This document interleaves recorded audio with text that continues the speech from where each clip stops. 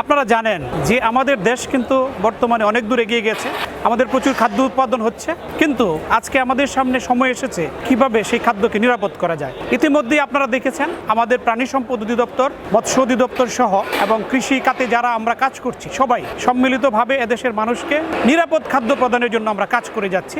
একজন কনজিউমারের কাছে আমাদের আবেদন থাকবে, আপনারা বিভিন্ন সময় বিভিন্ন ধরনের কথা শুনে থাকেন, কিন্তু আপনারা সেটা ভালোভাবে খোঁজ নিয়ে দেখবেন সেটা কতটুকু সত্য। আপনারা ইতিমধ্যে জেনেছেন আমাদের বিএআরসি থেকে যে গবেষণা হয়েছে সেই গবেষণায় প্রমাণিত হয়েছে আমাদের দেশের ডিম, দুধ, ব্রয়লার সম্পূর্ণ নিরাপদ। আমরা আশা করছি আপনাদের দিক থেকে যদি আপনারা সচেতন থাকেন তাহলে আমাদের এই দেশের যে বিশাল জনসংখ্যা সেই জনসংখ্যাকে আমরা নিরাপদ খাদ্য সরবরাহ করতে পারবো। আমাদের আজকের এই আয়োজনের মাধ্যমে যারা বিভিন্ন স্টেক হোল্ডার আছেন, প্রাণী সম্পদ অধিদপ্তর, কৃষি অধিদপ্তর, মৎস্য অধিদপ্তর সহ বিভিন্ন বিশ্ববিদ্যালয়ের শিক্ষকবৃন্দ, বিভিন্ন ইনস্টিটিউটের গবেষকবৃন্দ আজকে আমরা একত্রিত হয়েছি আপনাদেরকে নিরাপদ খাদ্য কিভাবে পৌঁছে দেওয়া যায়, আরো অধিকতর নিরাপদ খাদ্য কিভাবে নিশ্চিত করা যায় সেটা নিয়ে আমরা সকলেই কাজ করছি। আমরা আশা করি আপনারা অদূর ভবিষ্যতে এদেশের প্রতিটি নাগরিক নিরাপদ খাদ্য পাবে।